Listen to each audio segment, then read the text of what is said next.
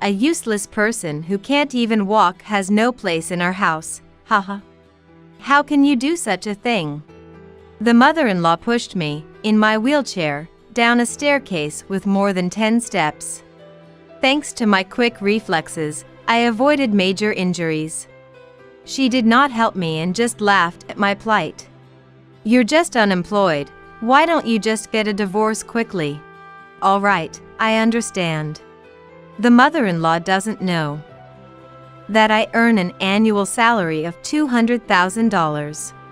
What kind of future awaits me as I leave this house? And then the mother-in-law brings up her son. Also, I'll be taking the grandchild with me, haha. I won't let you do that. Ha. As if you could take care of a child properly. I resolved to protect my son at all costs. I couldn't hand him over to such a devil-like person. And so, I decided on revenge. I'd rather leave this house even without being told to. A month after leaving the house, I received numerous calls from the mother-in-law. She might have finally realized the gravity of the situation, but it was already too late. My name is Emily, and I just turned 45 last month. I live with my husband and our 5-year-old son. I met my husband John at a party of a mutual acquaintance when I was 35. Wow, Emily, you work as a fashion designer? That's pretty cool.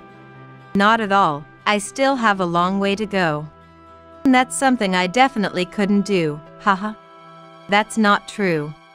I was not very good at socializing, so I probably stood out in that setting. He kindly spoke to me, probably out of concern. My impression of him at that time was of a caring and sincere person. Recently, my parents have been nagging me to be independent, haha. You live with your parents, right? Yeah, but they're saying I'm old enough and should live alone. Then, why don't you come to my place? At that time, we weren't officially dating yet. Even now, I wonder why I said that.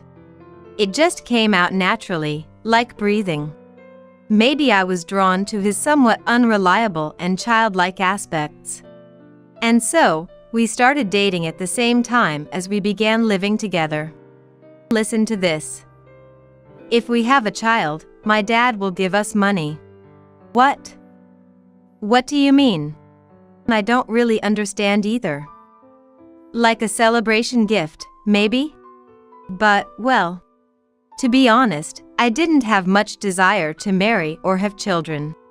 And I thought it might be difficult because of my age.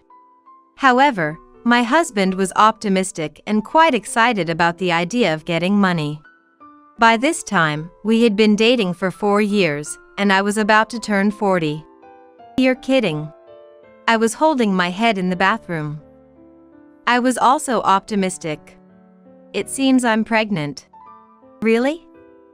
That's great. Then we've got to get married, haha. Yeah, we should. Reluctantly, I discovered my pregnancy on my 40th birthday, and soon after, we got married. At this time, my work was stable. And I thought about devoting my time to the child that was about to be born. However, this would lead to a drastic change in my husband's attitude. During the pregnancy, he seemed no different from before. But, you've done well, huh? Is something wrong? As soon as my husband saw our newborn son, he muttered something unbelievable. Is he really my child? What? What are you talking about? Everyone in the room froze for a moment at his unexpected words. He doesn't look like me at all, does he? You can't tell such things right after birth, can you? Well, whatever. I'm going back to work for now. Saying that, my husband left the hospital room without looking back. I couldn't accept his words at all. And then, my husband hardly got involved in child-rearing. And time just passed by. Before I knew it, our son Aaron was celebrating his 3rd birthday. Where's Daddy? He's working late today. So it's just you and me for the celebration. Okay. Last year, he did celebrate the birthday, but it felt like he was just fulfilling an obligation. And this year, he's saying he has to work overtime. I even doubted whether it was really overtime. Since then, my son and I have been spending a modest but happy time together. I'm home. I hear the sound of the entrance door opening. Welcome back. Was there something special today? Today is Aaron's 3rd birthday. I answer with a stronger tone. I forgot. Saying that, my husband tries to go to his room, but I stop him. Shouldn't you at least say happy birthday? Why? My husband's expression suddenly became cloudy. It's your son's birthday, so it's only natural. I'm tired from working overtime. I'm going to sleep now. Wait a minute. In the end, my husband went to his room without saying a word to our son. I was angry, of course, but more than that, I was worried about our son. When I hesitantly looked at my son, he seemed carefree. Despite being only 3 years old, he probably understood his situation. It's okay, Mom. Saying that, my son smiled, though I could see something like tears in his eyes. From then on, I stopped expecting anything from my husband.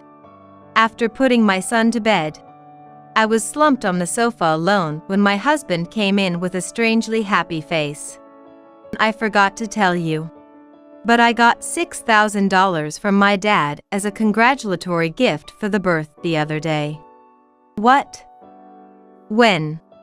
About 2 days ago, I think. So, how about we go on a trip with that money? That's quite sudden. It's fine once in a while, right? I didn't understand what he was thinking, but I accepted his proposal, thinking it might make my son happy. And then, on the day of the trip, we were supposed to go on a resort hotel. We had only been out of the house for about 10 minutes. Sorry, but I have to cancel today's trip. I don't understand. Aaron was looking forward to it today, you know? Stop nagging. Can't be helped, right? My boss invited me to golf. You should have declined that. Huh? Someone who can't even properly do housework or childcare shouldn't be talking so big. My husband, somehow infuriated, was driving while looking at his smartphone. Please don't drive while looking at your phone. I'm replying right now. Just be quiet for a bit. And then, in the next moment, it happened. Our car drifted into the oncoming lane. At the moment, I thought we were going to crash. I instinctively turned my body towards the back seat to protect Aaron. Then, with the impact, I lost consciousness. Emily? Are you okay? I woke up to the sound of my name being called. Standing there was my mother-in-law. Where am I? What are you saying? You're in the hospital, of course. I remembered something else important. Aaron? How's my son? Then, the mother-in-law answered with a sly smile. He's fine. Just some scratches, it seems. That's a relief. I sighed in relief. However, the mother-in-law suddenly became confrontational. Relief? John has broken bones, you know? And it's your fault, isn't it? What? What do you mean? According to John, you suddenly interfered, causing the accident. I didn't do anything like that. I felt anger at my husband's false testimony and tried to get up. However, I couldn't muster any strength. While I could move my arms, my lower body was completely immobile. Is something wrong? Haha. The mother-in-law, knowing my condition, was smirking. Do you know something, mother-in-law? Who knows? I don't, haha. Well, see you. I was suddenly overwhelmed with a cold sweat. I asked the doctor who came in after my mother-in-law left. The answer I received was beyond my worst fears. Will I be like this forever? Unfortunately, the chances of recovery are almost zero. So, I'll be in a wheelchair for life? But isn't there a way to walk again? There is rehabilitation, but it doesn't guarantee you'll be able to walk again. Everything went dark before my eyes, and I couldn't think of anything. I spent over a month in the hospital before being discharged. During that time, my son was left at my mother-in-law's house. My husband never came to visit me. Thank you for coming today. It really helped. No problem. I'd come right away if you're in trouble, Emily. You're about the only one who would say that, haha. But your husband not coming at all. Well, I kind of expected that. I returned home with the help of my junior colleague, Julia. Now that I needed care, I was fortunate to have my parents' barrier-free house. I thought I could manage living there. Starting tomorrow, Mom will live here too. Why? Why? For your care. I can't do it alone, and Mom offered. Be grateful. Even so, it's so sudden. Don't complain. Now you're truly useless. You have no right to complain, haha. That's when the real help began. What? This house, it's big but so old everywhere. Please take care of me from now on. Oh, were you there? I didn't notice, haha. Well, I'll be taking care of you from now on, so you should be grateful. My mother-in-law, who claimed she would take care of me, hardly did anything to help. As I continued living like this, I managed to take care of myself to some extent. Seeing this, my mother-in-law became even more oppressive. If you can do so much, maybe I'm not needed? Please do everything on your own from now on. But I can't do everything. Please help me a little. Why should I do that? Haha. You can't work, and you're not useful. I am working, though. That's just your delusion, right? Haha. Then, I started taking on design work again, which I had paused due to my leave of absence. I couldn't stay silent after what she said. Sometimes I was accused of just playing around. But I ignored it all and focused on my work. Thankfully, my work began to be recognized. Your recent design has been really well received. And the one you designed for wheelchair users was considered innovative. Everyone at the office is talking about it. Really? I was just thinking about what I could do in my current situation and it came to me. Just a fluke, haha. Even if it was a fluke, it's amazing. And now there's a magazine that wants to interview you, Emily. My junior colleague, Julia, seemed even more excited than me. It felt good to have my work appreciated. I continued to release new designs as if inspired by a divine force. With each high rating, my income kept increasing. However, my husband came sniffing around when he got wind of this. I hear your work's been going well recently. You're making quite a bit, aren't you? Not particularly. Don't lie. I know it. From then on, my husband began to ask me for money. This went on for about half a year. I quit my job, haha. What? Why would you do that?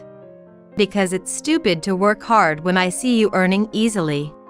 Well, that's the situation, so take care of me, okay? Wait a minute. Oh, and don't tell Mom about this. Why? Ha. Can't you understand? If you do, it'll ruin my standing. I didn't press any further. I was too dismayed to find any more words to say. It was absurd to do such things just for his cheap pride. It was during this time of exasperation. The weather is nice today, how about going for a walk? My mother-in-law suddenly suggested this. A walk? But I have things I need to do today. It's not anything important.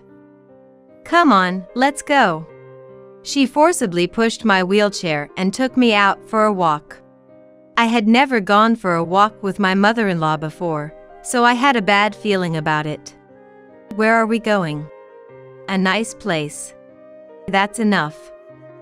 Let's go back. That's not possible. She seemed unusually desperate. It seemed like she was heading to a park on a hill nearby in the neighborhood. My mother-in-law was also breathing heavily, probably due to her age. Here we are. Nice view, isn't it? It is, but I couldn't believe she brought me here just to see this view.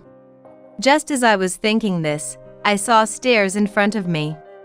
Then, I felt a strong impact from behind, as if the wheelchair was about to fall. Ah!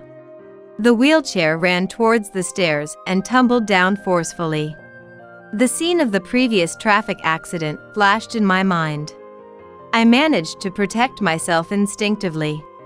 However, my legs wouldn't move. I faced up the stairs. A useless person who can't even walk has no place in our house, haha. How can you do such a thing? My mother-in-law didn't help me lying on the ground, but just laughed at me. She was like a villain from a story. You're just unemployed, why don't you just get a divorce quickly? With those words, I understood everything. But there was no need to go this far. All right, I understand. She didn't know that the unemployed person she mocked was actually earning $200,000. She had no idea what future awaited her as I would leave. And then she brought up my son. Also, I'll be taking your son Aaron with me, haha. I won't let you do that. I will raise Aaron. Ha. You can't possibly take care of a child in your condition. After saying that, I couldn't see my mother-in-law anymore. I couldn't hand over my precious son to such a devil-like person. And so, I decided on revenge. I'd rather leave this house even without being told to. Realizing I couldn't get up on my own, I called someone for help. Emily? What's wrong? Sorry for the sudden call. I need some help. Understood. Where are you? I explained what my mother-in-law did and my current location. 10 minutes later, she arrived by car. Are you okay? I somehow dragged myself here, haha. But I'm really exhausted now. I had managed to crawl to a nearby bench. It seems I was really hated, haha. This is no laughing matter. For now, I'll take you to my house. Thus, I stayed at Julia's house without returning to my own. My concern was about my son Aaron. Fortunately, it was still only 2 p.m. in the afternoon. I asked Julia to pick him up from kindergarten. Mom. Aaron. I have something important to talk about. I'm thinking of living separately from Dad. Who do you want to live with? I want to be with Mom. I don't know how I would have coped if he had chosen his father. But, thankfully, that worry was unfounded. I decided to divorce. Of course, my husband called. This was also expected. Hey, where are you? I need money, so give it to me quickly. Sorry, but from now on, you'll have to manage on your own. What? What do you mean? Just as I said. Your mother kicked me out. I've reached my limit too, so I'm divorcing you. Hey, wait.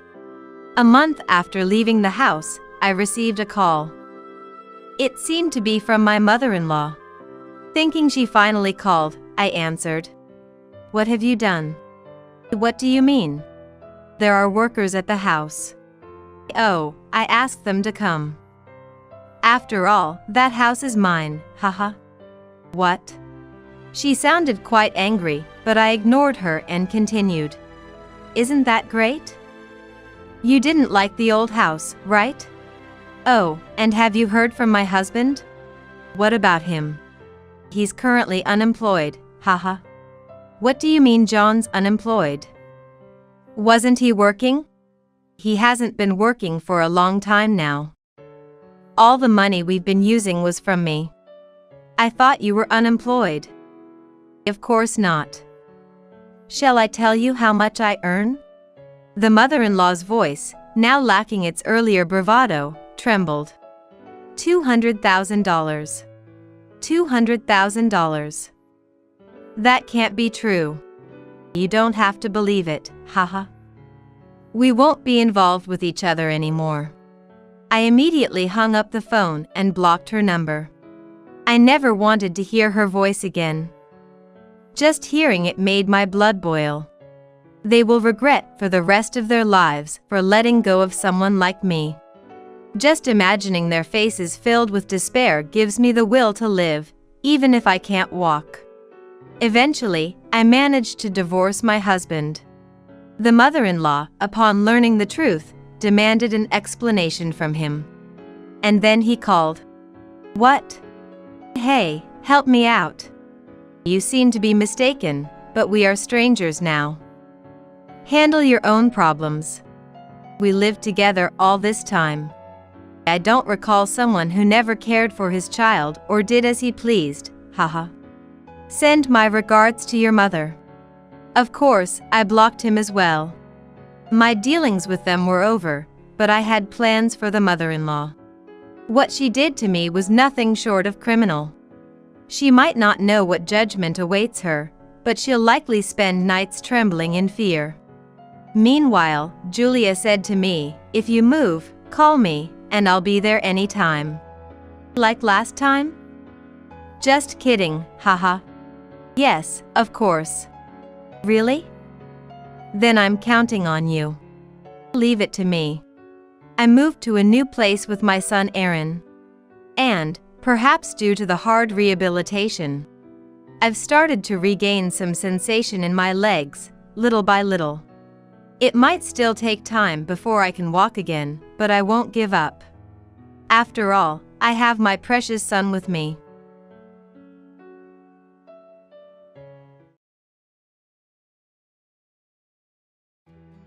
I couldn't stand up to my smirking mother-in-law. Mother-in-law, please stop.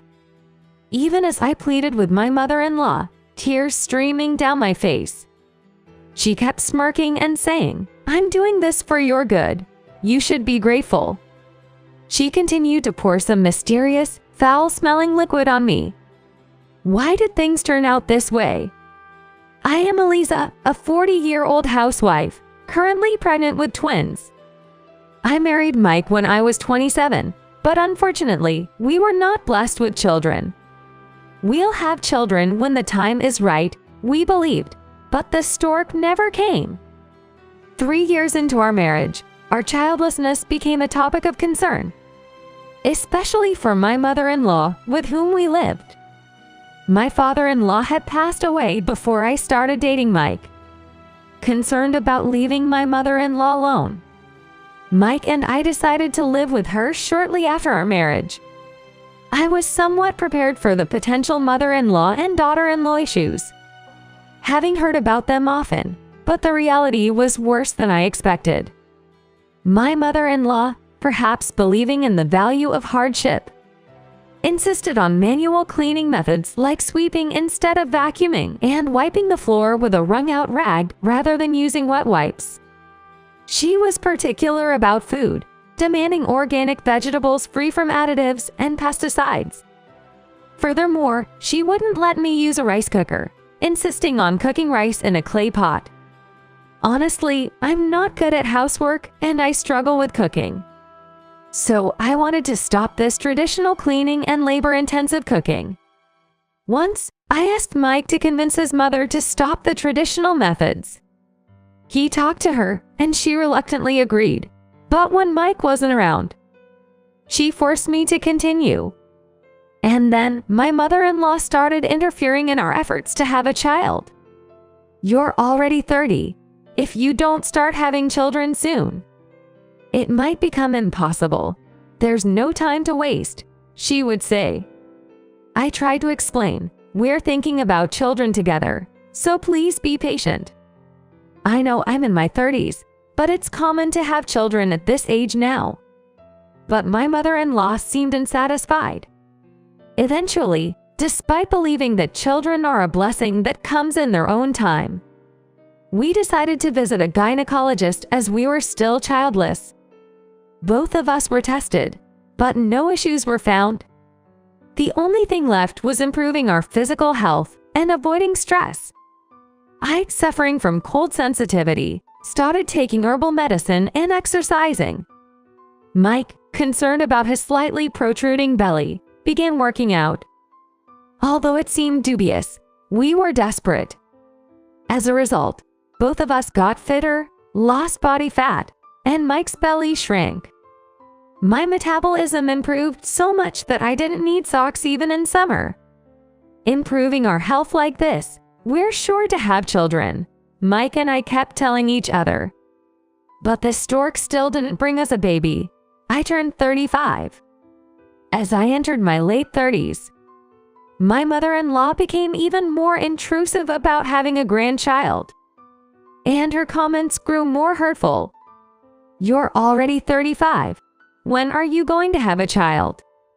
Maybe it's because your body is defective that you can't have children. She started accusing me, always when Mike was not around. We are currently undergoing fertility treatments at our own pace, so please wait. Hearing my words, my mother-in-law seemed to feel excluded, angrily saying, "You're sidelining me. Remember, I am your mother-in-law. If our relationship had been good, I would have surely consulted her. But frankly, our relationship was neither close enough nor comfortable enough to discuss such delicate matters." I was now 40, still enduring my mother-in-law's harassment. Then one day, she called out to me. Her voice was unusually cheerful. So I couldn't guess what she was about to do. When I went to the living room, where I heard her voice, she greeted me with a smile. There was a strange smell in the living room. I thought it was the smell of garbage and didn't pay much attention. But I felt a sense of unease with my mother-in-law being in such a good mood, as I had rarely seen her like this before. Cautiously, I sat down in the chair she pulled out for me, and she abruptly started. "You two have been undergoing fertility treatments for quite some time now, haven't you?" I was taken aback, but managed to respond, "Yes." Then, she placed a cup in front of me. The liquid in the cup was orange and had a foul smell that made me want to cover my nose. "Mother-in-law, what is this?" Despite the foul-smelling liquid in front of me, my mother-in-law didn't change her expression and kept smiling at me. "This is a secret remedy passed down in this area."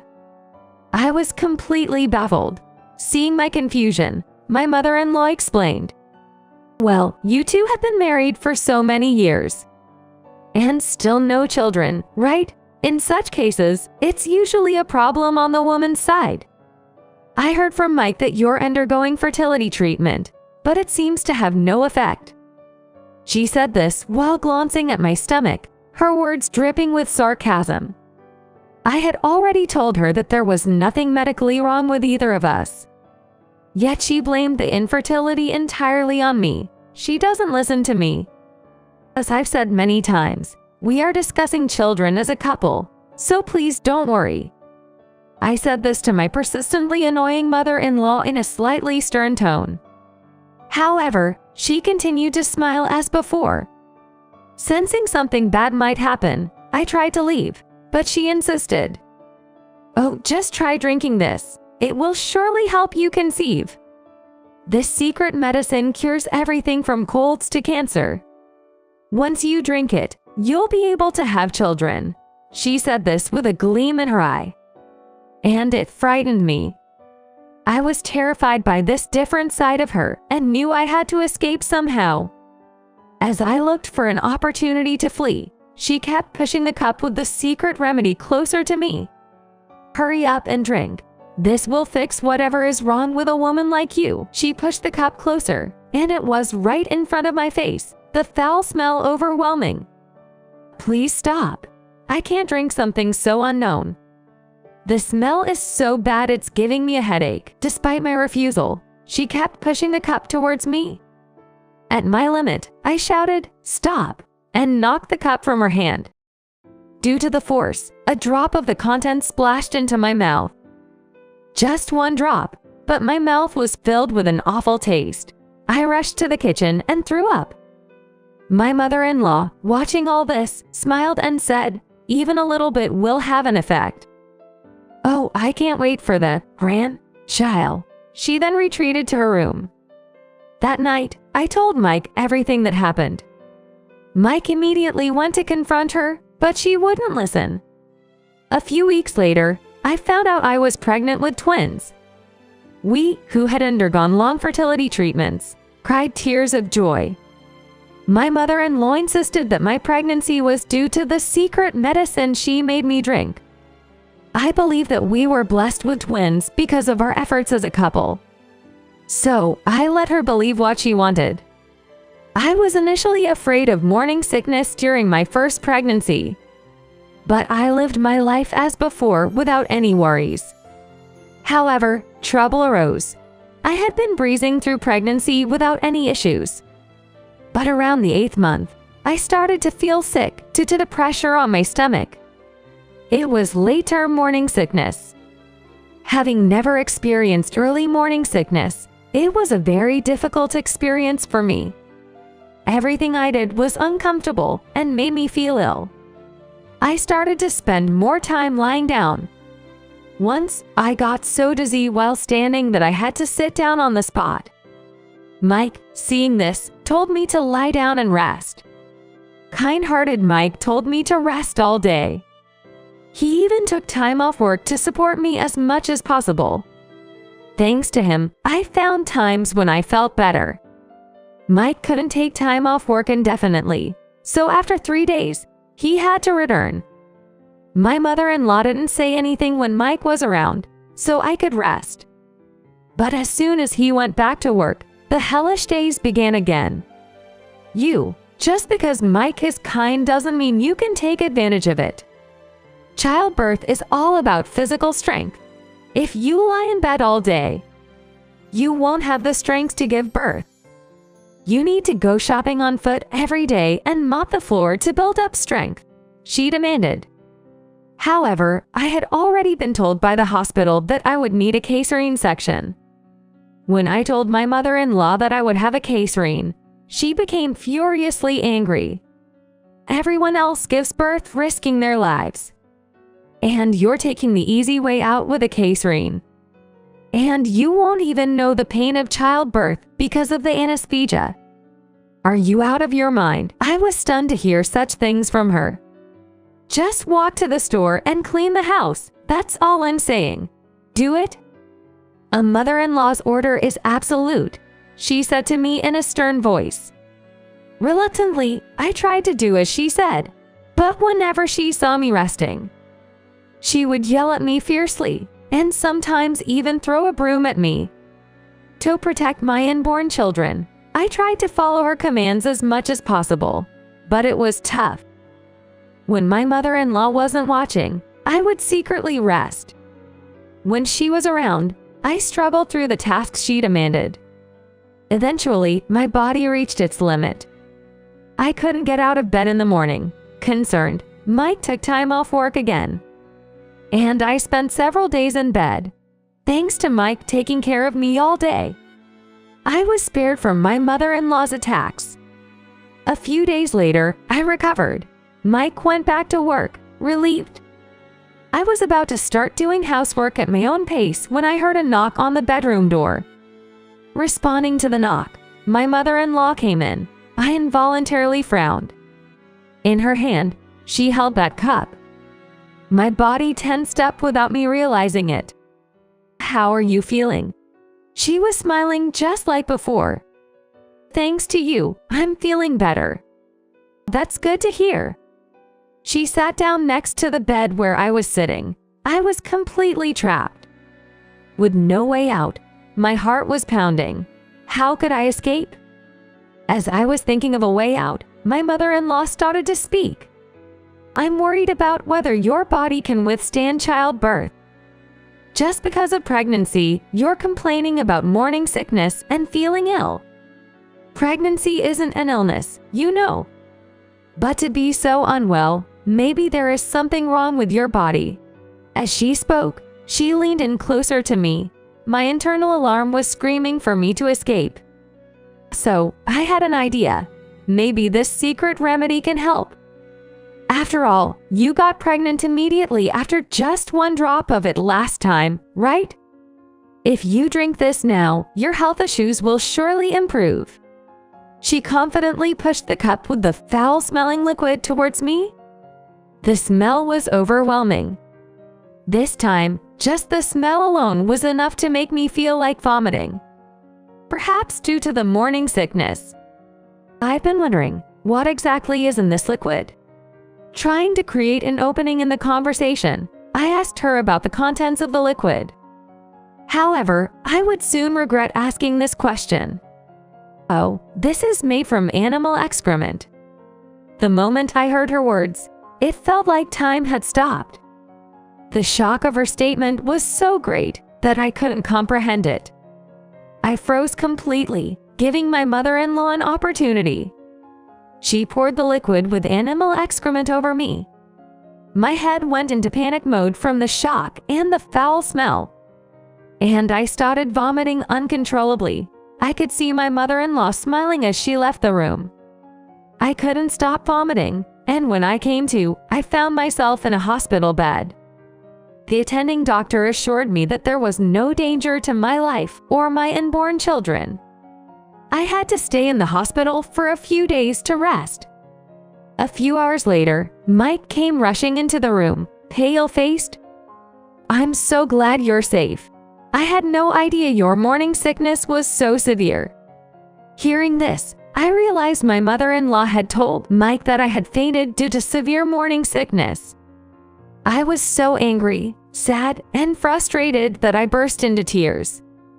Mike was surprised to see me crying, but I told him everything that had happened. After I finished, Mike was kneeling on the floor. I'm so sorry for what my mother did. What she did is unforgivable. I will make sure she pays for this. Leave everything to me and just focus on resting in the hospital. He said this and then left the room. It was 3 days later when Mike came back. You don't have to go back to that house ever again. He appeared with a smile on his face. Wondering what had happened, I asked him, and he told me about his confrontation with his mother. While he was away, Mike had been dealing with the situation. One day, he prepared dinner for his mother. She seemed delighted by the prospect of a meal prepared by Mike, just the two of them. Mike watched her, smiling and in a good mood, as she enjoyed the meal he cooked. Mike didn't touch the food during the meal. His mother-in-law noticed and asked him about it. Why aren't you eating? It all looks so delicious. To which Mike replied with shocking words. How can you eat that? It's all mixed with animal excrement. Upon hearing this, his mother-in-law immediately vomited. Then it was Mike's turn. How could you make Eliza drink something so disgusting? Do you even realize what you've done? Mike, usually mild-mannered, was very angry at this point, and his mother-in-law was trembling. But that method helped you to have a child, so it's fine, right? I'm sure it will improve Eliza's health too. His mother-in-law tried to defend herself, but Mike hit back. Oh, if that's the case, then you, who have eaten it all, must be immortal now. But I can't live with someone who douses my wife in something unknown. Especially someone who bullies her when I'm not around. We can't live with you anymore. We're leaving. After saying this, his mother-in-law started to babble incoherently. Leaving her behind, Mike went to a hotel and began looking for a new place for us to live. I felt guilty that my words had caused such a breakdown in the family. But Mike said, I just want to spend time with my family, smiling and happy. I was only grateful to him for that, Later, I gave birth to healthy twins. After being discharged, we started our new life in our own home. Maybe a dream home after the child care settles down, Mike said, smiling as he looked at our children. Now busy at Joyful, we both are immersed in raising our children. I am truly happy.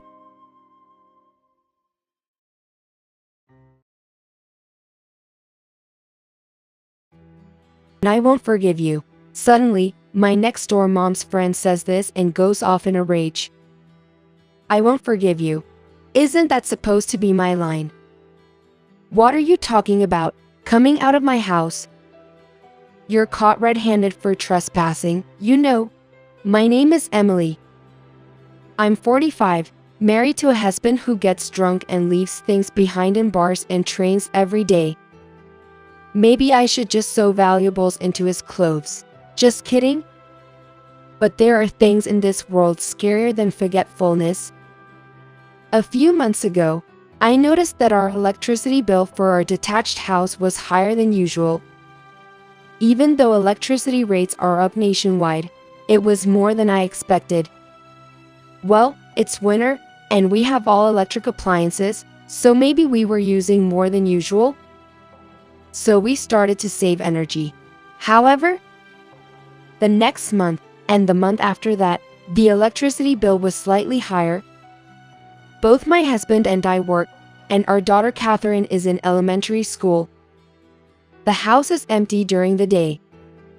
We've been taking thorough energy-saving measures now, diligently turning off unnecessary lights, but I can't think of any excessive use. I wondered if there was some unnoticed waste and asked on internet forums, but the cause remained unknown. At a gathering of mom friends, I asked, "Has your electricity bill also gone up a lot?" Everyone responded with things like, "Yes, ours too, and maybe the hair dryer time is affecting it," which was a bit of a relief. So, everyone is struggling with this, huh? However, there was one exception. Karen, who lives next door to her house. She scoffed. It's pathetic to make such a fuss over something like an electricity bill. Karen is always like this. She blatantly tries to one-up others. Among the many mom friends, there's one who seems to particularly see me as an enemy, always getting unnecessarily involved with me. Maybe she doesn't like that our houses are next to each other, or that I, younger than her, get along well with other moms of her age. She's the daughter of some company's president. Her husband took over her family's business and is now CEO. Karen always goes out of her way to say, "I've never had to worry about money." To us, though, the company's name is unheard of, and they don't seem particularly wealthy. She might be struggling with personal relationships more than money, I think, feeling not the slightest bit envious. This electric bill issue is one example. Whenever we talk about ordinary family finances, like how expensive the kids' school bags are, she invariably brags. That was nothing for us. We bought the best one. It's her usual way to assert dominance. Not showing annoyance is the terrifying part of mom-friend relations, even if you find her tiresome. Everyone's a parent, so no one wants to single out Karen, especially when we teach our children to get along with their friends. It would be embarrassing to act in a way we couldn't explain to our kids. But this adult response seems to have emboldened Karen. The rise in electricity costs is trivial, isn't it? It'd be pitiful to make the kids endure because of that, don't you think? I'm exasperated by Karen's laughing but reply casually. It's good for children to know about saving when they become independent, isn't it? You plan to make them save when living alone. Unbelievable. You should support your child if they're trying their best alone. Somehow? This turned into a lecture. Why should I have to send them money? While everyone was at a loss for words, Karen started bragging about something no one asked. We went to a French restaurant recently. She boasted about enjoying a full course with quality escargot, but it's just snails at a banquet. I don't find it enviable at all. Everyone seemed to think, what a hassle, giving only half-hearted responses to Karen's story. Little did I know, this casual conversation would have repercussions later. It happened when I bumped into a neighbor at the entrance. The neighbor mentioned they recently adopted a kitten, and we were having a pleasant chat about cats when Karen came out from next door, saying, "Oh, both of you together," and happily joined us. Karen is probably lonely, I think. Whenever she sees people talking, she can't help but join in and take over the conversation. I braced myself for the usual pattern of discomfort. But then, the neighbor didn't seem to want to talk to Karen. They stubbornly kept a conversation focused on how cute the cat was. I have a cat at my parents' house, so I can join in the conversation.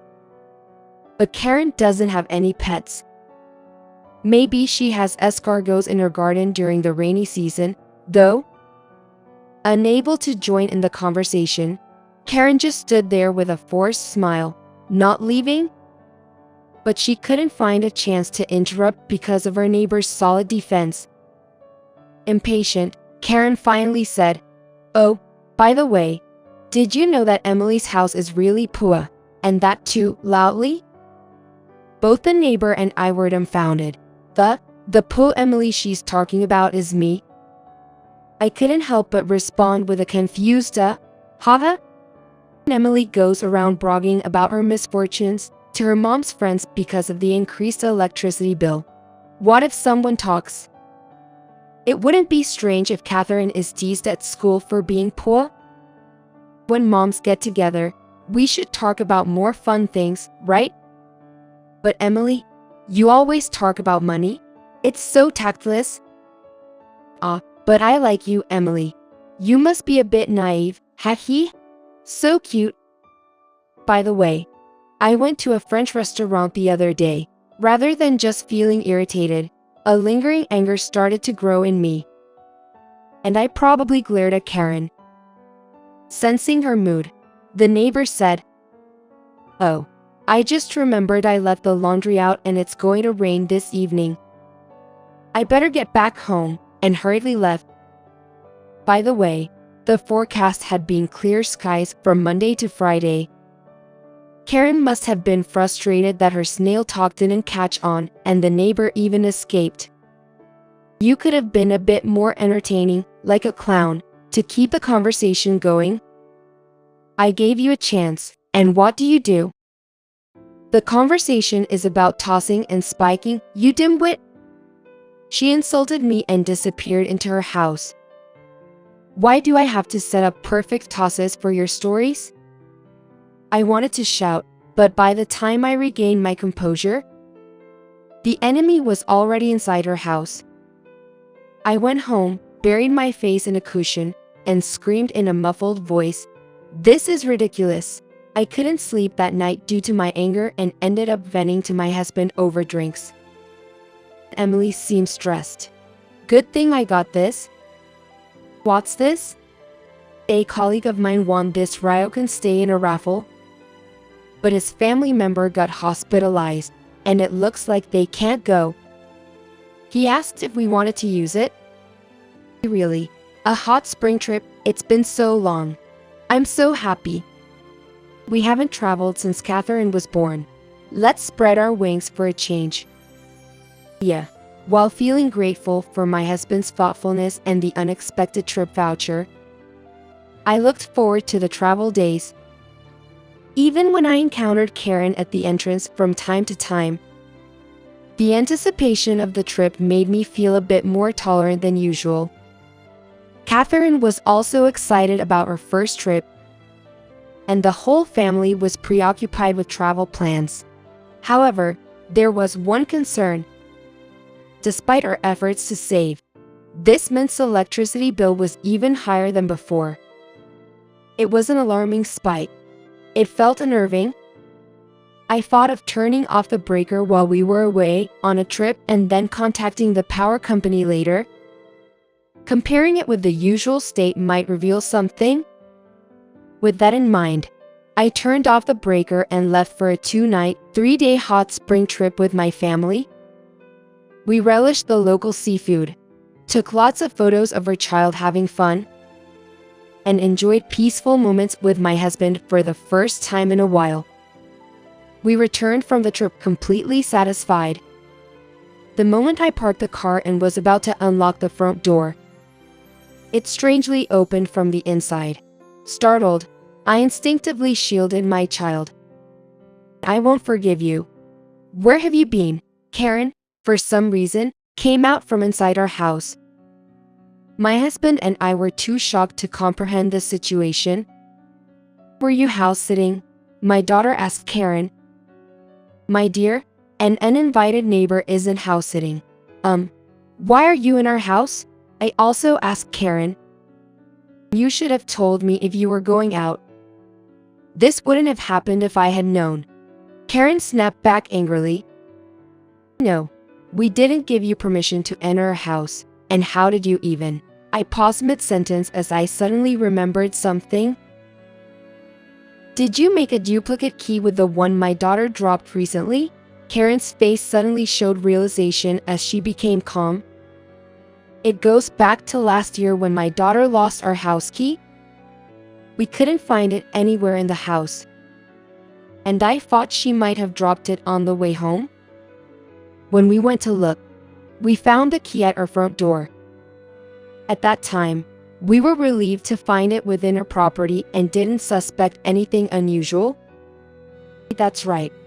You have a duplicate of our key, don't you, Karen?" Pressed further by me, Karen started to tremble slightly. She uttered some gibberish that seemed like she was trying to say no, but her panic was a clear giveaway. "Hand over the key. If you don't, I'll forcibly search you. I'm the daughter of a CEO. Do you know what will happen if you do that?" Karen retorted defiantly. "Well, it's not like your husband is the CEO. And being a CEO's daughter doesn't exempt you from the law. If you made a duplicate key and entered, it's you and your family's company that should be worried about what happens next." Faced with my blunt logic, Karen fell silent and had no comeback. Yet, she refused to hand over the key. With no other choice, I forcefully took her to the Japanese-style room and, as declared, performed a body search. A key, identical to ours, emerged from her pants pocket. I handed it to my husband to test it outside, and the key worked. It was undoubtedly a duplicate of our house key. "Karen, why did you do this? How long have you been doing it?" "I just happened to see Catherine drop the key. It was a whim. I've never lived in a poor person's house, so I wanted to see what it was like." What an inconvenient curiosity. To make matters worse, Karen started saying, "I thought observing the life of a poor commoner would help me liven up conversations with others. I had a hunch, but she's a bundle of need for approval. She constantly posts about her luxurious lifestyle on social media, and her habit of dominating conversations probably stems from her desire to be seen. The desire to be the center of attention is one thing, but to commit illegal trespassing?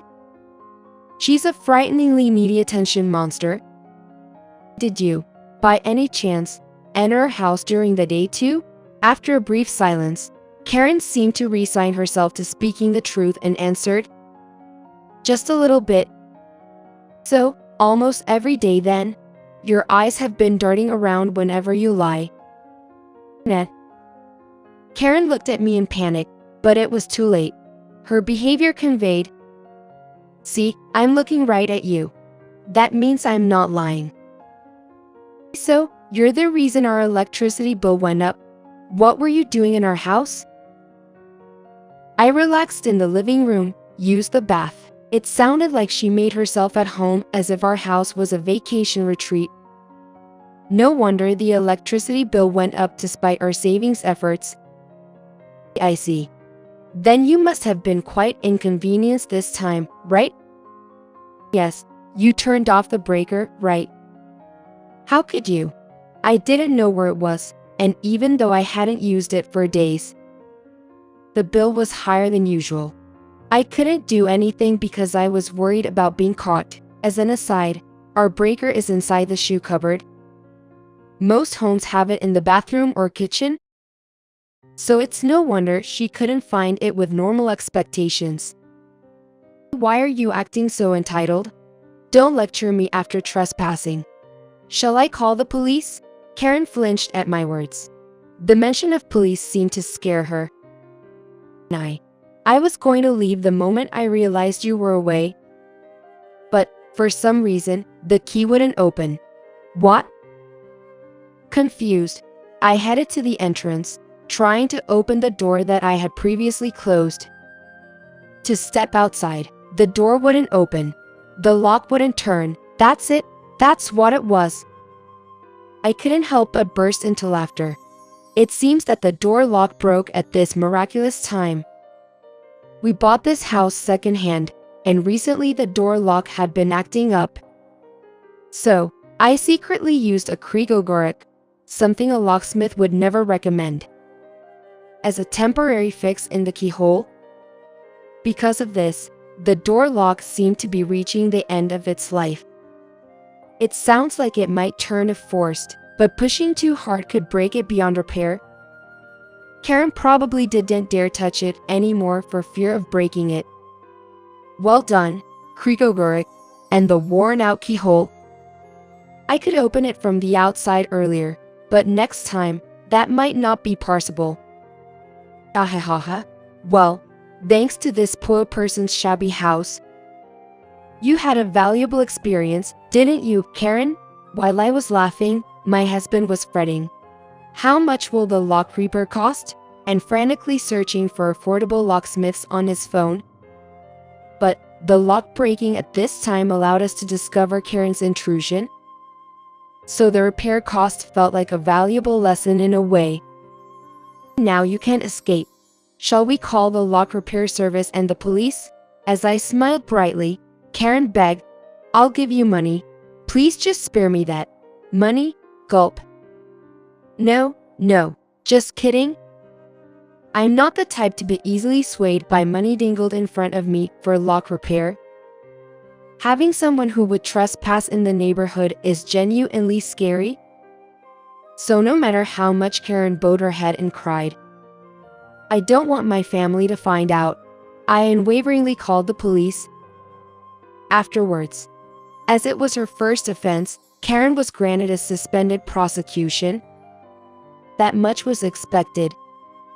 What was surprising was the reaction of Karen's husband, who was furious about the incident. Not that he stormed in or anything.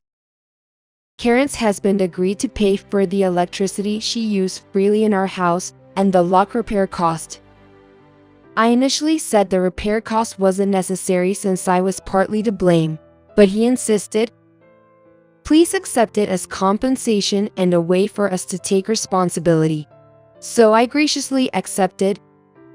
Since Karen's husband had inherited her company as a son-in-law, it didn't lead to a simple okay divorce situation. This incident became known to the people in the town and our circle of mom friends, leading to the Karen family being looked at with disapproval in the community. Karen's child, who had a habit of stealing other kids' stationery at school, became known as a thief among the children. The Karen family, feeling ostracized, soon moved to a distant town.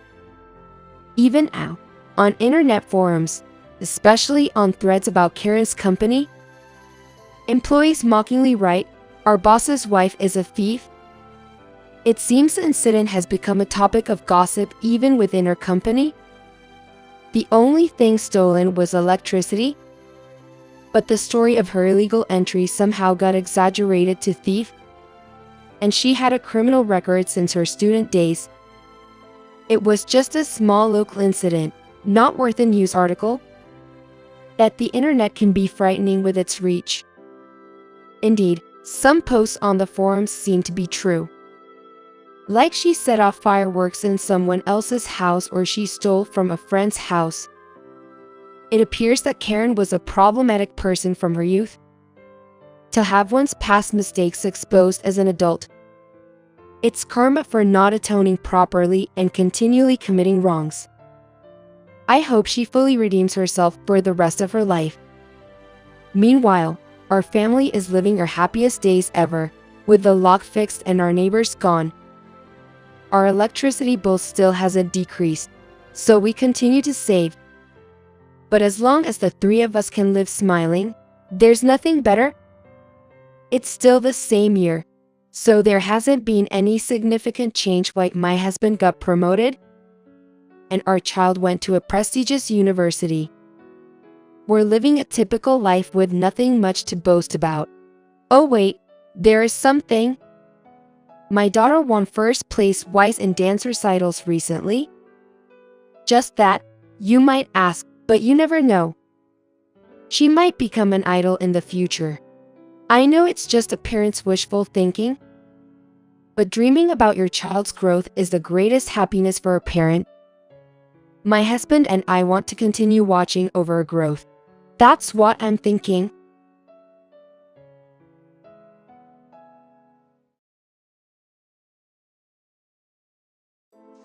My name is Helen. I'm 66 years old. I'm currently at the ceremony hall, preparing for the funeral that will be held tonight. Tonight, I will send off my beloved eldest son to the skies. My son, Thomas, dreamed of becoming a lawyer and studied hard while always being kind with a smile on his face. When he was in elementary school, he went on a workplace tour to a law office and admired how they listened and consulted with people in trouble. That dream stayed with him through middle school and high school, and he went on to attend a prestigious university known for its law faculty, where he passed the national bar examination on his first attempt. 3 years after working at a law firm, he married Amanda, who worked at a cosmetics company. They lived together without children, and I was seldom invited to their home. Thomas was always busy, day and night, and I enjoyed the moments when I could go shopping with my seldom seen son or dine out occasionally. Life is unpredictable, but I never imagined that my son would be gone before me. Hey, get these flowers inside quickly. They're in the way, and I can't walk. Looking towards the voice, I saw Thomas's wife and the chief mourner, Amanda, harshly instructing the workers. Amanda, that's no way to speak to people. You're being noisy. Well then, Helen, please. This is so annoying. I got all disheveled helping with the transport, so I'm going to fix my hair in the restroom. You know, that's no way to speak to your in-laws. Soon, I won't have any relation to you anymore. So could you please stop acting all high and mighty? I am more than angry with Amanda's dreadful attitude. I'm simply at a loss for words and can only sigh. Then, Thomas's cousin arrived. He's a 29-year-old doctor, handsome, and capable of doing just about anything. Aunt Helen, Amanda, my condolences for your loss. Is there anything I can help with? It's been a while. How have you been? Right now, we are preparing for the funeral and cleaning up. Helen is tired, so could you take over for her? Neither of us has been able to sleep since yesterday. In front of others, Amanda plays the kind and considerate wife. But this is just a matter of enduring a few more days. Once my son is safely sent off, there will be no need to have any relationship with this daughter-in-law. I secretly took out the bear keychain that I had kept in my breast pocket, which my son had cherished since he was little, and gazed at it intently. He desperately wanted this keychain that had his birthday engraved on it when he was in elementary school, and I bought it for him. He believed that having it would bring good luck. And I knew he carried it with him without fail during exams, the bar exam, and even job interviews. I'll take this with him. While looking at the large photo of my son displayed in the hall, I muttered to myself. After that, I was busy with preparations and contacting the relevant parties. Several times, I caught Amanda secretly on the phone in the hallway. At that time, I thought she was probably notifying a friend of my son about the funeral schedule. But something seemed off.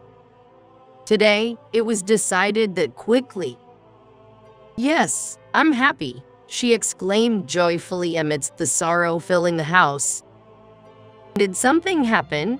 When I asked from behind, Amanda turned around with a face as if she had seen a ghost and said, "You startled me, Helen." "No, it's nothing." She then quickly left, clutching her cell phone. I felt something was suspicious, but with my mental state and the hustle and bustle at home, I didn't pursue it. I've never liked this daughter-in-law, Amanda, since she married into the family.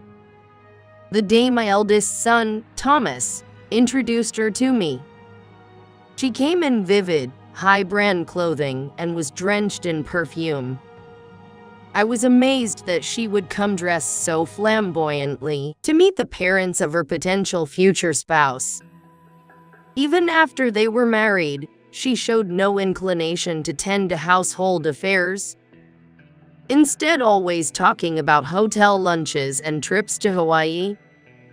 Gallivanting without a care for my busy son, who was a lawyer. Thomas was a kind son who never forgot Mother's Day or birthdays. Always considerate of his parents. That is why I was honestly dissatisfied that I had to accept Amanda without a single complaint. About 20 minutes before the funeral was to begin. "Amanda, stand at the entrance and greet the guests. Colleagues and superiors from the law firm are also coming." Do I have to stand there the whole time? It's so bothersome, and my feet are going to hurt because of these heels. "What are you talking about? You are the chief mourner." If you want to be the chief mourner, Helen, please feel free to take over for me. I'm really not good at this greeting thing, lol. Even after my admonishment, she did not seem to move from the relatives' seats. However, as the visitors began to queue, I decided reluctantly that I had to stand out front after all. I can't let my son down at the end like this. As I stood at the entrance greeting my son's lawyer colleagues and the superiors who had taken care of him, Amanda suddenly appeared from behind. "Hello everyone, it's been a while. Thank you for coming today for my husband." As I was greeting my son's colleagues, Amanda began to greet each one, pushing me aside to introduce herself to the office superiors as the wife. She made such a bright entrance with a loud voice that I glared at her, wondering what she was thinking. "We couldn't see you, Amanda, so we were looking for you. We were planning to greet you later. Actually, Thomas's mother told me that I'm an embarrassing daughter-in-law and shouldn't stand at the entrance. Even though I'm already sad, it just makes me feel so unbearable." "Is that so? You're as beautiful as ever. There's nothing embarrassing about you." "Amanda, that's not a nice way to put it. I asked you several times to stand at the entrance, but you refused. You just didn't want to because your feet would hurt, right? Why not wear sneakers? Please stop. What are you saying?" Lately, she has been saying some strange things. I'm sorry.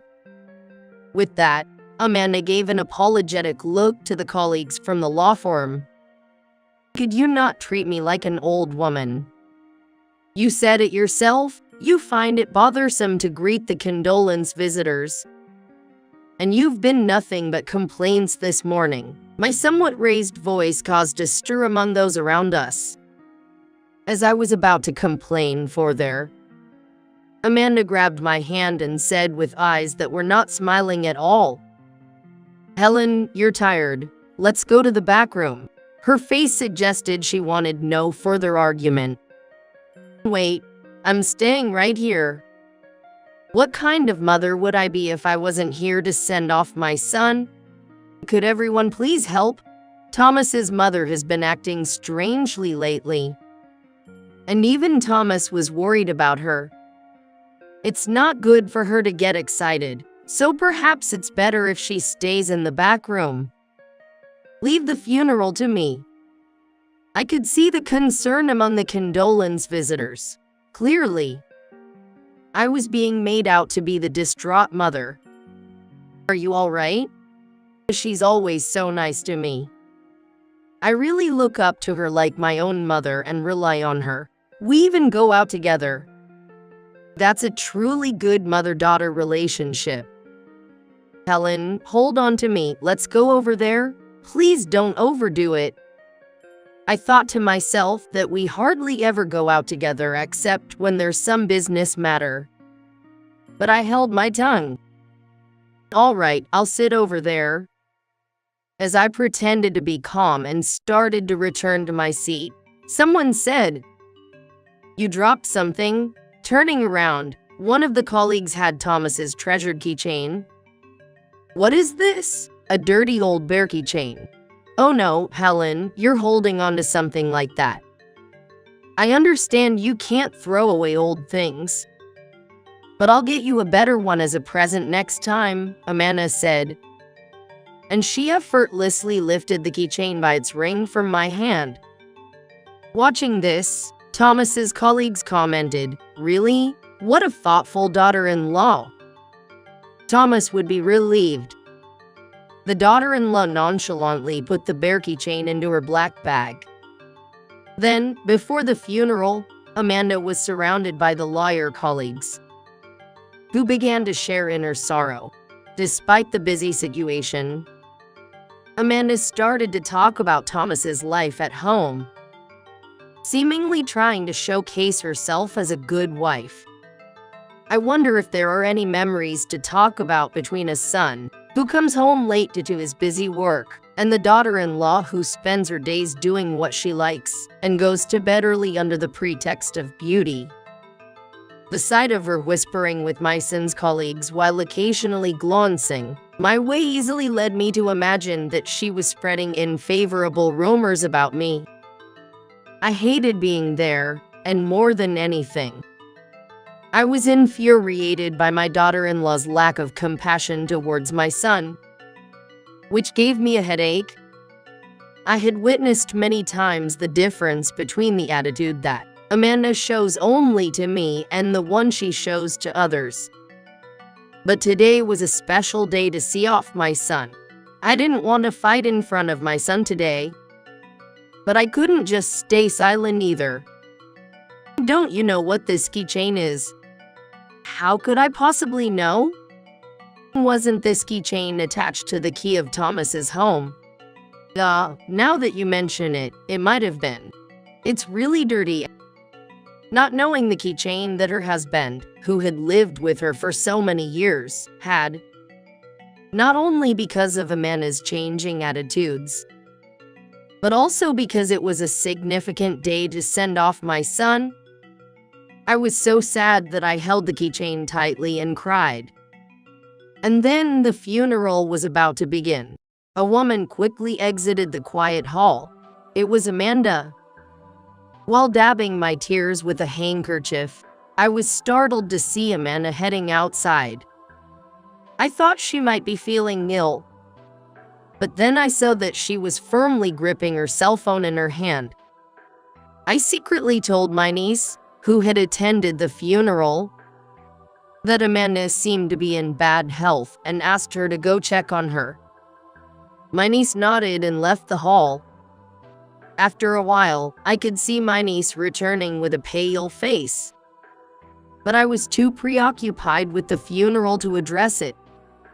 Right after the funeral ended, my niece approached me. "Honey, can I talk to you for a moment?" "What's the matter?" When taken to the family waiting room by my niece, she said, "Andy, I was shocked, but it seems like Amanda has sold the house she was living in with Thomas." "What do you mean?" "When I went outside earlier after you asked me to check, I overheard Amanda on the phone. She was definitely talking to a real estate agent." "Why do you think that?" "She was saying things like, 'Has it been decided?' That was quick." "How much will it be roughly? Can it exceed $500,000? And then, it's only 5 years old and it's new, so I want at least $600,000. I've got permission from the family." Everything went dark before my eyes. It was unthinkable to sell the house they lived in together without even sending Thomas off properly. What does this mean? I always thought she was a rude daughter-in-law. But who could have imagined she would sell the house even before the funeral had ended? My head was spinning with rage. I immediately went to Amanda and asked, "Hey, I heard that you're trying to sell the house. Is that true?" Unable to contain myself, whether I wanted to cry or be angry, I confronted Amanda. For a moment, Amanda's eyes widened, but then she regained her composure, perhaps concerned about the reaction of those around her. "Helen, I don't know what you're talking about. Maybe there's been some misunderstanding." "Misunderstanding? Not at all. You were putting in a request to sell the house where you lived with Thomas to a real estate agent. I also know that you slipped out during the funeral to take that call." Thomas's colleagues who were talking with Amanda couldn't hide their surprise. However, I continued without concern for them. "After all you've done so far, what is this treatment to me?" "What do you mean by treatment, Helen?" "That house is mine and Thomas's, so it's my prerogative what to do with it, right? Even so, don't you think it's strange to be on the phone with a real estate agent during the funeral?" "I don't think it's strange. After all, it was a very important call about whether it could be sold or not, wasn't it? Don't worry, it won't sell. Unfortunately, it seems like it's going to sell. I just got a call that it could be sold for $600,000. Oh, and that stylish Italian sofa that Thomas loved. I'm planning to sell that too. The appraisal is already done." I was so full of things I wanted to say that no words came out. For the first time, I felt overwhelmed, not knowing where to start with my objections. "Excuse me for interrupting. Amanda, are you really planning to sell your house?" One of the colleagues couldn't stand it anymore and interjected into the conversation. "Yes, I am. I went ahead and sold it." With that, Amanda stuck out her tongue and made a peace sign with both hands while giggling. Even Thomas's colleagues lost their words in surprise, falling silent. "You went ahead. During your son's funeral, you're trying to get your hands on the money by selling the house you lived in. How can you be so rotten? I've said it several times, but that house is mine. Besides, Helen, the value of a house decreases as it gets older. So, I thought it would be better to do it sooner rather than later." Did this daughter-in-law not soak in the memories with her son? Wasn't she sad or depressed? Was Thomas really happy with Amanda? Their married life was full of doubts. I felt unbearably sorry for my son that his life had come to such an end. With that thought, I cried openly, without regard for the people around me. When Thomas's colleagues asked if I was okay and patted my back, the tension I had been holding back seemed to snap, and I sat down and cried even more like a child. But wait a minute. There's something that's been bothering me. Is the house actually in your name? Of course, it is. It was supposed to be in joint names with Thomas. When we got married, I asked him to build a house and to have it in joint names. No, we all went out for drinks before, and Thomas was giving advice to a junior who was buying a new house. He said that it's better not to have a joint name. He said his house isn't in joint names. Amanda's face became serious. Are you sure you're not mistaken? Helen, once the sale is finalized, I'll leave. Then we don't have to see each other anymore. The situation has become increasingly complex with conflicting statements about the ownership of the house. It's a moment that seems to require legal clarification and perhaps the intervention of a professional to understand the true nature of the property ownership. Amanda, I told you earlier that it wouldn't sell. I wasn't just saying that without reason. The house can't be sold because it's in my name. Amanda looked at me with a surprised expression. What do you mean? Take it exactly as I said. I don't know what Thomas told you when you were getting married, but the truth is that the house was purchased in my name. Why? Maybe he had some doubts about you. He must have been troubled when you suddenly wanted to build a house even though you weren't married yet. He said he wanted to complete the house by the wedding day, and he was worried about it. He bought it in my name because with joint ownership, it couldn't be sold on a whim if something happened. That's right. Thomas mentioned that too. Of course, he trusted his wife. But since their relationship was still new, he decided to put it in his mother's name for the time being. Wait a minute. I've never heard such a thing. Amanda appeared visibly flustered and pale, and for good reason. She had already told the real estate agent that the house was sold, and there was a possibility that she would have to pay a substantial penalty for breaking the contract. Wait, Helen, is that really true? Amanda asked me again. That's why I've been saying from the beginning that it couldn't be sold. No matter how many times you ask, the answer won't change. This isn't a joke or anything. Amanda sat down, dumbfounded, and hurriedly made a phone call to the real estate agent to explain the situation. The real estate agent was obviously angry, thinking it wasn't a joke, and Amanda was apologizing profusely. The house sale had already been processed. The deal had been concluded in writing with the buyer. You had expressed a desire to take possession of the property as soon as possible. At this point, it was too late for such claims, and the real estate agent was certainly not backing down. Furthermore, they urgently told Amanda to get the name change processed. Otherwise, they mentioned that a penalty for breach of contract and, in the worst case, damages could be incurred. Amanda, while holding the receiver, said to me, "Please, Helen, if we cancel now, I'll have to pay a penalty, and in the worst case, I might be faced with a claim for damages." So what? I don't recall giving you permission to sell the house. And you did all this on your own, right? First, you should apologize to the buyer and ask if they can cancel. If it comes to a claim for damages, I don't have enough money right now.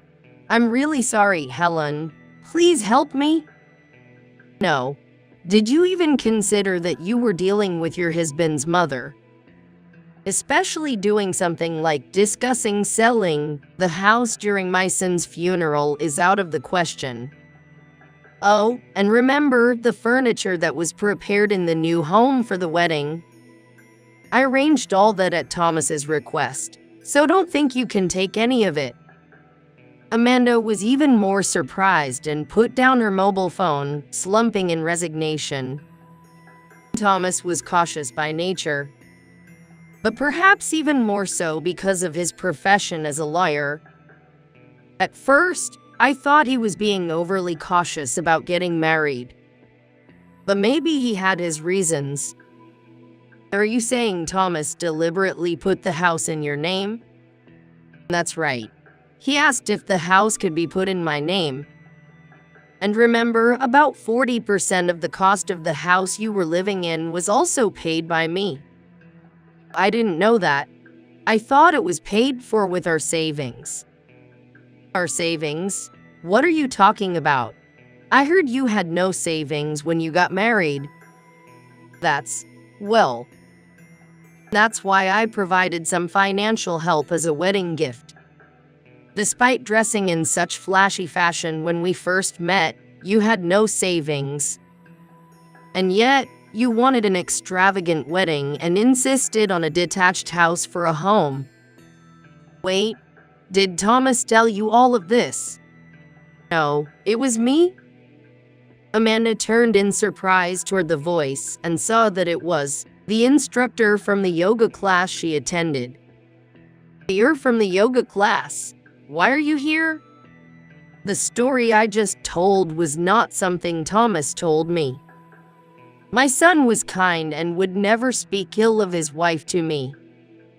Amanda had been carelessly chatting about her private matters with her friends at the yoga class she attended for beauty. Her friend, who worked as an instructor at the school, had felt worried every time she overheard Amanda's loud conversations during breaks because they sounded similar to my family's issues. "Every time I overheard you showing off your stories to everyone, I thought it sounded similar to Helen's family's situation. That's why I checked. Is your daughter-in-law Amanda?" I asked. Amanda, perhaps surprised, was staring fixedly at one point. "Amanda, I know everything. Your attitude and what you've done has really angered me. But at this point, it doesn't matter anymore. The only thing that matters is that you can't sell the house. And you need to inform the buyer quickly, or you'll be in trouble." After saying this, I sat down on a chair that had been prepared nearby. And Amanda glared at me and said, "I can't believe both of you. What do you think I've done?" Suddenly, Amanda began to argue back loudly. "I just married Thomas and asked him to build a house. That's all. What's wrong with selling it? And I didn't ask for the furniture.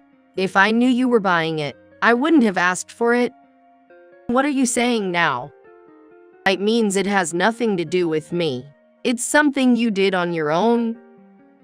"Why should I be blamed for that?" Thomas's colleague stepped in to mediate, saying, calm down, and they parted the backs of both Amanda and me. "I haven't done anything wrong. I just put up for sale the place where I was living. It's crazy that you did the name change to yourself without telling me. You're not in a position to argue with me. Even if it was in your name, it was a house where my son also lived. So it's natural to consult about selling it. Why do I have to be involved to such an extent even though I'm not a child?" Amanda and I had gotten so heated up that the people around us didn't know what to do. But I still have compassion. After all, you were the wife who lived with my son. It was fortunate I didn't know your true nature until now. For now, call the real estate agent immediately.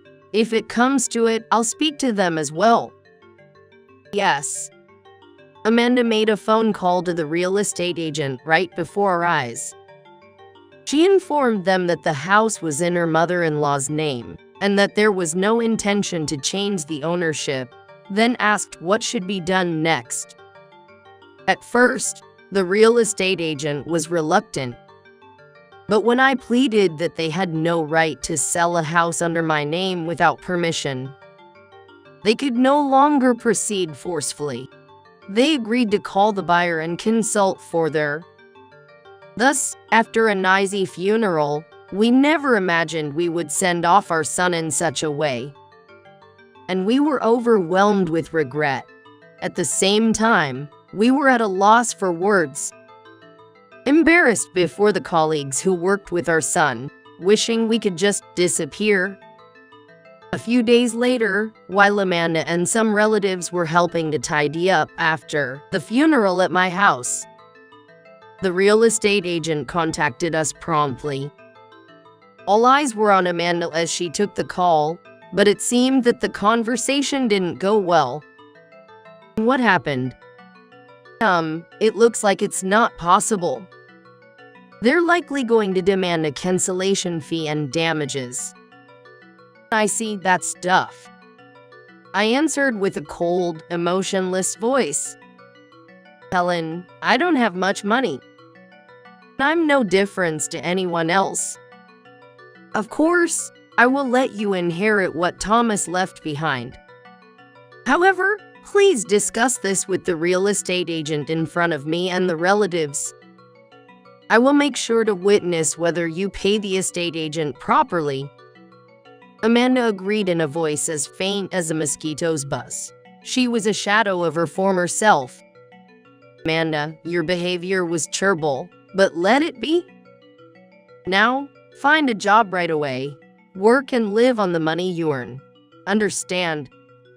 Amanda looked at me with dissatisfaction, but nodded earnestly. That day, after all the tidying up was done, Amanda left, thanking us for the care. She was much more subdued than during the funeral when she had been arrogant.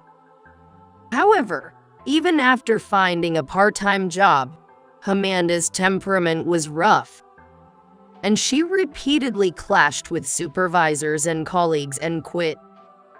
Eventually, unable to secure stable employment, her life became difficult. She would look for the cheapest supermarkets and walk to destinations 3 stations away to save on transport costs, a stark contrast to her former life of luxury lunches and yoga classes. As for myself, I'm now indulging in exercise and beauty, wanting to stay healthy and youthful. I am practicing hard for a competition with people I met in my ballroom dancing circle. There's a polite young man who recently joined the circle, reminding me of Thomas, which makes me happy. Now, I look forward to meeting this young man and dining out together. Sometimes I shed tears when I remember Thomas, but I want to expand my horizons by talking to various people. And of course, I am careful not to engage in any bad talk. It was good that I had support this time. But the old saying, walls have ears, doors have eyes, has taught me the importance of discretion. In this world, it seems walls and doors are all ears. It's best not to engage in unnecessary talk, something I've come to understand with age. Just as my mother used to say.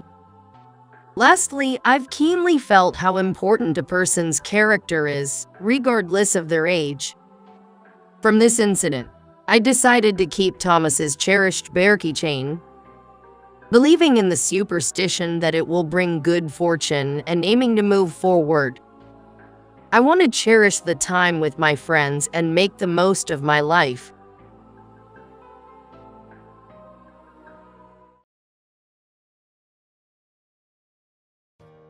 The mother-in-law said, the labor pains have started, and it usually takes about 10 hours.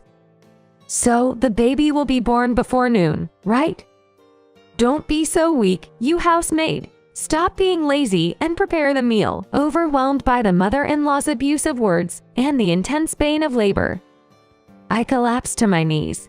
My name is Emily, and I am 32 years old. My husband John is 34 years old. It was a commonplace office romance.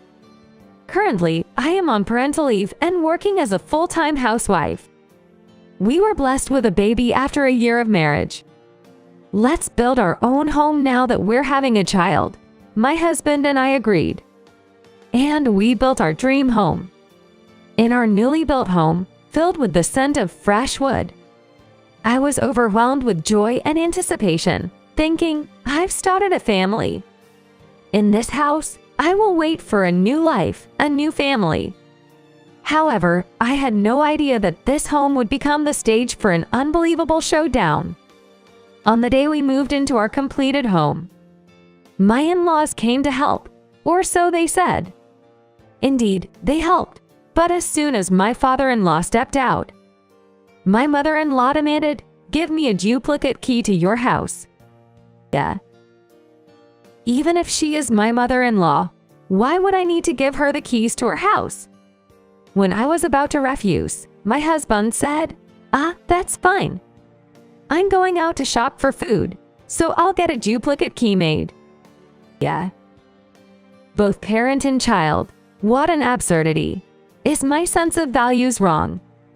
Confused, I looked at my husband, who said, "A lively house is better, right? I want a home where people gather. You're pregnant, and you'd want support, wouldn't you?" I was dumbfounded and speechless at his words. My bad feeling came true. Every morning at 9 o'clock, my mother-in-law would come to our house, bringing her laundry. "Doing laundry for 2 or 4 people is the same," she would say, handing me the basket full of laundry with a broad smile. And while I was doing laundry, she would nag, "Isn't breakfast ready yet?" Trying to contain my irritation, I asked, "Didn't you eat at home?" To which she replied, "I fed my husband. He has early work in the morning.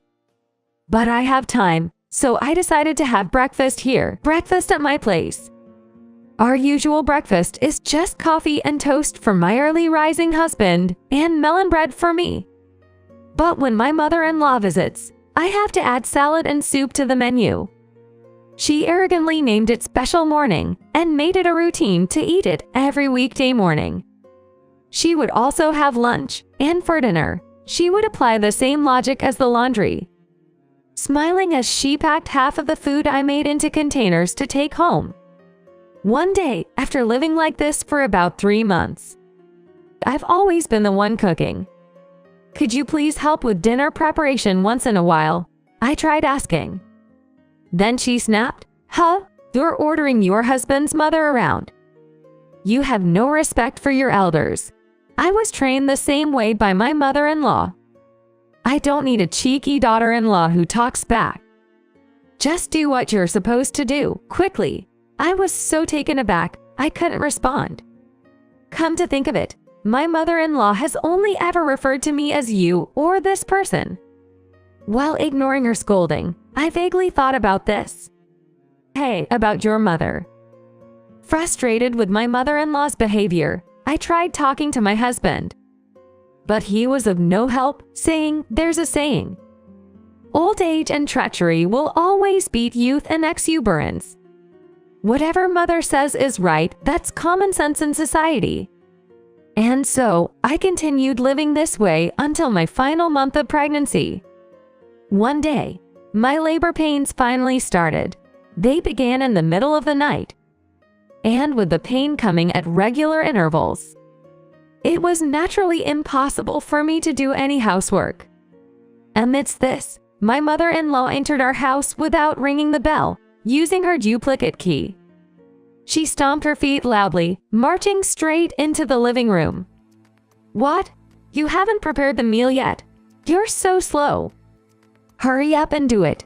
As usual, my mother-in-law yelled at me, full of arrogance. Normally, I would at least greet her reluctantly with a hello, but at that moment, the labor pains were so intense that even her yelling seemed distant. My sweat dripped onto the floor. "Sorry, I need to go to the hospital. I'm having labor pains." My voice was intermittent, matching the waves of pain. Labor pains usually last about 10 hours before the baby is born. "It's not time to go to the hospital yet. Don't be such a wimp, housemaid. Isn't breakfast ready yet?" I couldn't respond to her angry shouts and writhed in pain. "Help! dear. My vision blurred, and my consciousness started to fade. I clung to my husband's knee, who was reading the newspaper nearby. However, my husband closed the newspaper, lightly brushed my hand away, and said, "If Mom says it takes time from labor pains to birth, then it must be true. She's given birth to 3 children after all. It's already past 9 o'clock. Isn't breakfast ready yet?" At that moment, I couldn't bear it any longer and screamed. My water broke, and I was somehow taken to the hospital in an ambulance and received treatment. It's a healthy baby boy. After giving birth, while I was dazed in the hospital room, a nurse spoke to me kindly. "You should have called the hospital when the labor pains were 5 minutes apart. You endured too much." I asked my mother-in-law and my husband to take me to the hospital, but they said it was still too early. As I explained the situation, the nurse sighed and asked worriedly, "Hey, can you go back to that mother-in-law's house and raise your child well?" True to the nurse's words, even after giving birth, I would still be called you and this person and treated like a housemaid. Holding my newborn, I wondered if I could manage. My anxiety must have shown on my face.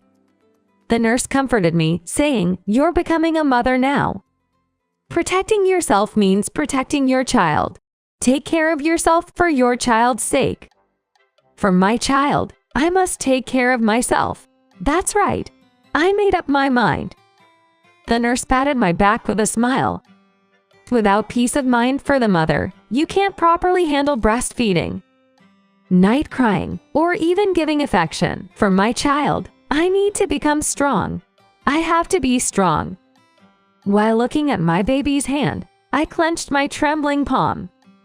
When I returned home from the maternity hospital with my baby, there was my usual tormentor, my mother-in-law. "The housemaid is back." As soon as I entered the house, she sneered.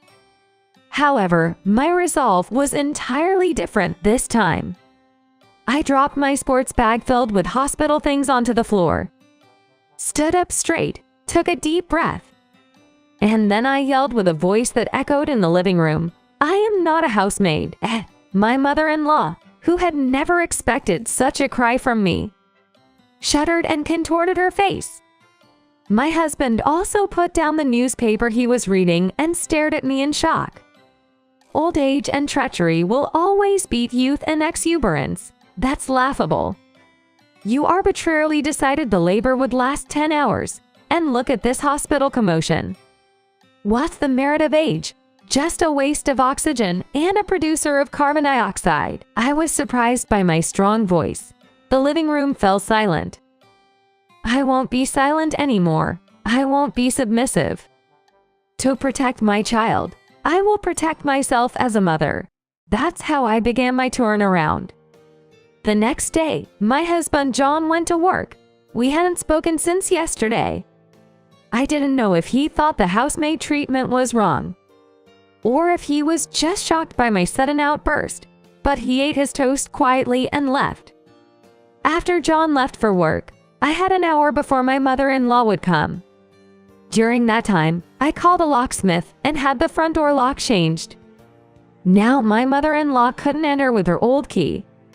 At 9 a.m., as expected, there was the sound of someone trying to open the front door with a lot of noise. The doorbell rang incessantly, followed by loud banging and my mother-in-law's voice yelling, "What's going on? Why won't you open the door? Stop this nonsense. Are you playing games?" Her voice continued.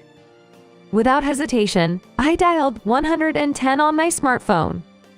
It's an unlawful entry.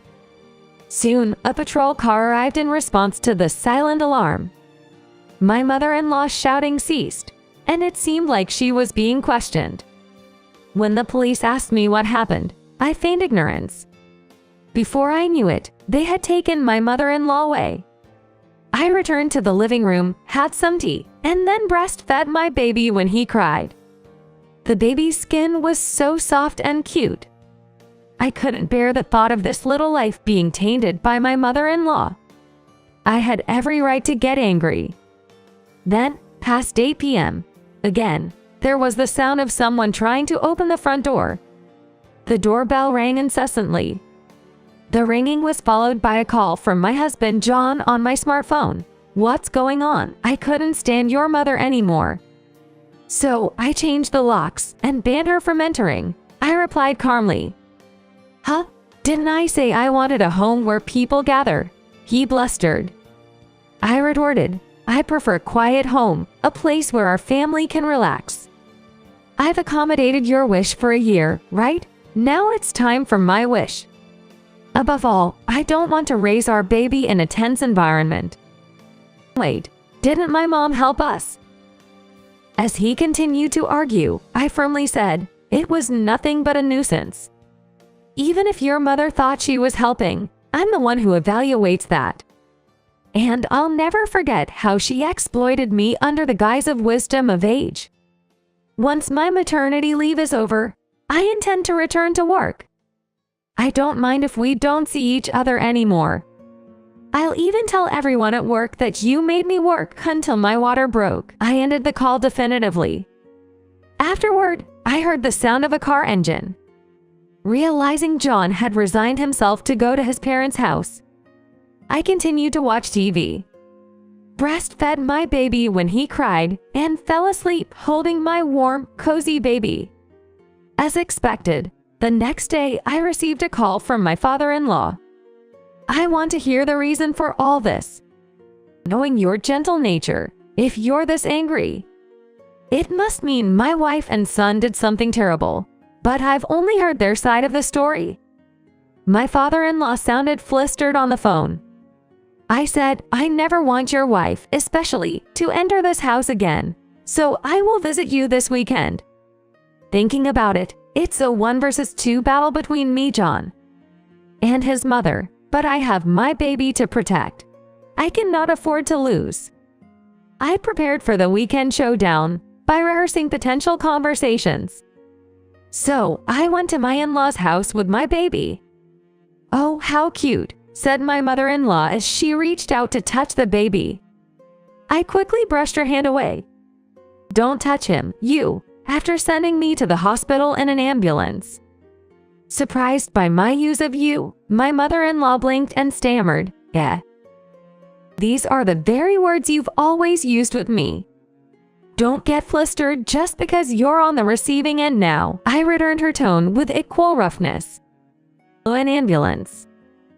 Hearing it for the first time, my father-in-law looked confused. See, she hadn't told him. "Your wife almost killed me. I begged for help during unbearable labor pains, but was ignored. She even said, 'Housemaid, isn't the meal ready yet?' In the end, my water broke right there, and I was taken away in an ambulance," I said directly to my father-in-law. "What?" He was wide-eyed with surprise. "This is the proof." I slammed the emergency transport certificate on the table. A certificate with the fire chief's seal is given to those transported by ambulance. I had saved it for this day. My counterattack was far from over. First of all, since the day we moved into our new home, your wife, I laid everything bare to my father-in-law. How she came over every morning for the so-called special morning, expecting breakfast. How she brought her laundry for me to wash. She had me make all the dinners and take them home in containers. All this, right up until my water broke. I had no idea. I leave early for work every morning. He looked utterly dejected. But I suspected I might be eating the meals you cooked. The taste changed suddenly. I knew it. But I believed her when she said she was trying new recipes. In a marriage, the worst thing is lies. He spoke in a strained voice. Though my father-in-law was unaware, he was still complicit as her husband. But your wife said, I was also bullied by my mother-in-law. So you ignored your wife being bullied by her mother-in-law, just like my husband does, right? I accused my father-in-law. What? He seemed shocked by my story, briefly reeling back. My mother was already in heaven when we got married. It was my turn to be surprised. What? Everything my mother-in-law said was a lie. So, you were deceived by lies, and I was victimized by them, right? I asked, seeking confirmation. My father-in-law looked down, his face filled with regret. Yes, it seems so. I decided to deliver the final ultimatum to my mother-in-law. Is it acceptable for you to barge into your son and daughter-in-law's home? Treat me as a housemaid under the guise of being a mother-in-law. I can't raise my child in such a heartless environment. Hey, are you listening? I'm talking to you, the liar and manipulator. I had forgotten to address her as mother-in-law, like she did to me. Calling her this woman or you was sufficient. Then my father-in-law said, my wife's lies are inexcusable. But my son is equally responsible for turning a blind eye. John and his mother had nothing to say in response. Both of you are nothing but harmful to my baby's growth. Protecting myself means protecting my baby. To safeguard my child, I'm ending this relationship now. I presented the green paper I had prepared, and then I returned to work. When I resumed my job, I had thought of exposing the terrible treatment by my ex-husband John and ex-mother-in-law. But by the time I came back, John had already left the company. Probably he was afraid of being the subject of gossip. Moreover, my mother-in-law was divorced by my father-in-law. His sense of justice was deeply stirred by the continuous lies his wife told him and the bullying she inflicted on me. My ex-mother-in-law was told by my father-in-law, never show your face to me again, and she moved far away. And so, peace returned to our lives. Occasionally, my father-in-law would visit and beam with joy at the sight of his grandson. He's adorable, so tiny. When he brandished a toy as a gift, my son laughed joyfully. I want to protect this small, precious smile. May he grow up healthy, strong, and resilient. I named my son Hierarchy, inspired by a tree known for its vitality and flexibility. A symbol of a strong and supple life.